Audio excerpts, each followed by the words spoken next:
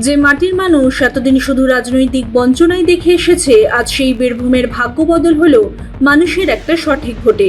তৃণমূলের দাপুটে নেতা অনুব্রত মণ্ডলের গড়ে বুক চিতিয়ে লড়াই করে গতকাল রাজ্যের নতুন ক্যাবিনেটে পূর্ণমন্ত্রী হিসেবে শপথ নিলেন ভারতীয় জনতা পার্টির দীর্ঘদিনের লড়াকু নেতা তথা ময়ূরেশ্বরের বিধায়ক দুধকুমার মণ্ডল। আর এই প্রথমবার রাঙামাটির জেলায় বীরভূম থেকে একসঙ্গে দুজন মন্ত্রী পা রাখলেন নতুন মন্ত্রিসভায়। 4 দশকের দীর্ঘ লড়াইয়ের পর দুধকুমার বাবুর এই রাজতিলকে আজ খুশির জোয়ার গোটা জেলায়। চারদিকে শুধু উৎসবের আমেজ আর শুভেচ্ছার ঢল। বঞ্চনার কালো মেঘ কেটে বীরভূমে কি এবার উন্নয়নের নতুন ভোর আসবে? কি বলছেন খোদ নবনিযুক্ত মন্ত্রী?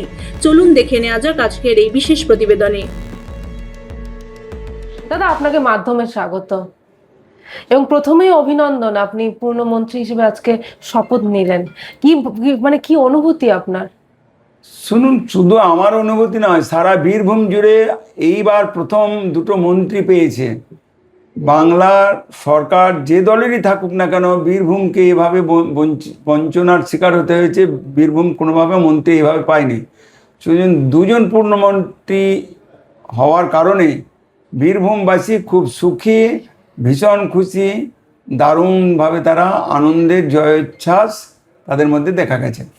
অতএব আমরা কি করতে পারবো না পারবো এটা সময় বলবে, কিন্তু এই রাজ্যে বিজেপি ক্ষমতায় আসার পর বীরভূমের মানুষের জন্যে দুটো যে উপহার দলের পক্ষ থেকে দেওয়া হয়েছে, তাতে বাংলার এই আমার যে জেলায় আমি বিলংস করি সেই বীরভূম জেলার মানুষ অত্যন্ত আবেগমথিত কণ্ঠে আমাদেরকে শুভেচ্ছা জানিয়েছে। ধন্যবাদ এ কথাটা তারা বলেছে অনেক অনেক এবং বাড়িতে ফেরার পর তারা আবার শুভেচ্ছা জানাবার জন্য, একবার বিধায়ক হওয়ার কারণে হয়েছিল, আবার এই মন্ত্রী হওয়ার কারণে বীরভূমের মানুষ আবার দলে দলে এসে আমাদের এই শুভেচ্ছা জানাবে যে তারা দুজন পূর্ণমন্ত্রীকে বীরভূম থেকে পেয়েছে। দাদা, দীর্ঘদিনের আপনি কর্মী বিজেপির এবং সেক্ষেত্রে আমরা দেখেছি দীর্ঘ লড়াইও লড়েছেন, তারপরে এই প্রাপ্তি। দেখুন, কষ্ট করে যদি আমরা কিছু উপার্জন করি না, এবং সেটা খুব আমার পরিশ্রমের দ্বারা প্রাপ্ত বা অর্জিত সম্পদ ভোগে আনন্দ পাওয়া যায়। আমার কষ্ট দ্বারা বা যে অর্জিত সম্পদ, আমি যদি কিছু পরিশ্রম করে কিছু রোজগার করি, সেটা অত্যন্ত ভালো দেখায়। অনায়াসেই কোনো কিছু পাওয়ার স্বাদ কম। এই জন্য অনেক কষ্টের পথ পেরিয়ে, লড়াইয়ের পথ পেরিয়ে, সংঘর্ষের পথ পেরিয়ে বাংলার মানুষ আমাদেরকে ভোট দিয়ে আমাকে প্রার্থী হিসেবে বিজেপি দলের এই জায়গায় যে পৌঁছে দিয়েছে, তাতে তারা খুবই খুশি। আমিও খুশি, আমার পরিবারও খুশি, বীরভূমের মানুষও খুশি। আমার এই জয় শুধু আমার নয়, জনগণের, বীরভূমবাসীর গণতন্ত্রের সপক্ষে জয় এবং হিংসার বিরুদ্ধে জয় এবং সত্যের সপক্ষে জয়ে বাংলার মানুষ তো অত্যন্ত সুখী, এবং আমার এই জয়েও বীরভূমের মানুষ আরও অধিক সুখী। দাদা, অনুব্রত মণ্ডল, বীরভূম মানে বিগত সরকারের সময় আমরা অনুব্রত মণ্ডল একটা ত্রাসের নাম, একেবারে তার কথা মানে যে পুলিশ থেকে শুরু করে সাধারণ আপনাদের বিজেপি কর্মী প্রত্যেকে আক্রান্ত হয়েছেন তার এতে। তাকে এভাবে হারিয়ে বা তার এই যে পুরো বিষয়টাকে হারিয়ে তারপরে এই প্রাপ্তি বা এই পজিশনে আসা। অনুব্রত মণ্ডল বাংলার রাজনীতিতে একটা অভিশাপ এবং একটা অশনি সংকেত। তার বিনাশ হলো, অসুর নিধন হলো। যে শুধু চরম চরম গুড় বাতাসা উন্নয়ন রাস্তায় দাঁড়িয়ে থেকে যেটা করেছে, শুধু বীরভূমে মানুষের কাছে ত্রাসের মুখ ছিল অনুব্রত। তাহলে সেটা দেখুন, সময় অপেক্ষায় আমাদের থাকতে হয়, এবং বাংলার জনগণ, বীরভূমবাসী তো সেই জয় বিজেপির সপক্ষে এনে দিয়েছে তার সমস্ত রকম সন্ত্রাসকে উপেক্ষা করে। এখন কেষ্টমণ্ডলের আর কি আছে? কিছুই নেই। এবার কেষ্টমণ্ডল ঘরের মধ্যে, চার দেওয়ালের মধ্যে কাঁদবে এবং কষ্টে তার দিন কাটবে। কারণ এত অত্যাচারী শাসক দলের একজন প্রতিনিধি, মুখ্যমন্ত্রী মমতা ব্যানার্জির হাত যার মাথায় ছিল, অত কুকথা এবং এত সন্ত্রাসের মানে সীমাহীন ভাষার সন্ত্রাস তার মুখ থেকে আমরা দেখেছি।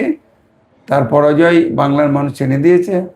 অতএব অনুব্রত মণ্ডল এখন আমাদের কাছে কোনো ব্যাপারই নয়। আর এমন একটি ঘৃণ্য, জঘন্য, নিকৃষ্ট এবং ছোট মনের মানুষ, তাকে আমরা কোনো আর পাত্তা দিতে রাজিও না। দাদা, আপনি বারবার বীরভূমের কথা বলছেন, বীরভূমবাসীর জন্য কি করবেন বা কি পরিকল্পনা আপনার? দেখুন, সরকারে আমাদের সরকার ঠিকভাবে দায়িত্ব পালন করার জন্য আমাদের দল সচেষ্ট।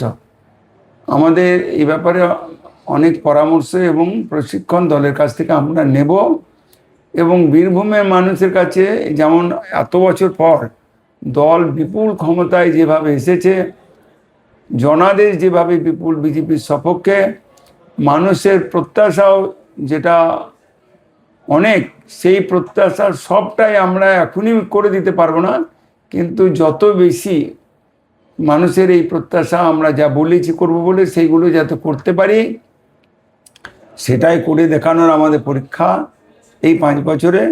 আমরা যদি সেই কাজটা খুব ভালোভাবে করতে পারি, আগামী দিনে পশ্চিমবাংলায় বিজেপি এবার যেমন বিনা যুদ্ধে নয়, বিনা রক্তপাতে বিজেপি জয় এসছে, আগামী দিনে বিজেপি জয় আবার এইভাবেই শান্তির পথ ধরে আমাদের বাংলায় বিজেপি আবার ফিরে আসবে। এটাই তো আমাদের লক্ষ্য। আমরা কোনো হিংসা, খুন, সন্ত্রাস, মারামারি এটা চাই না।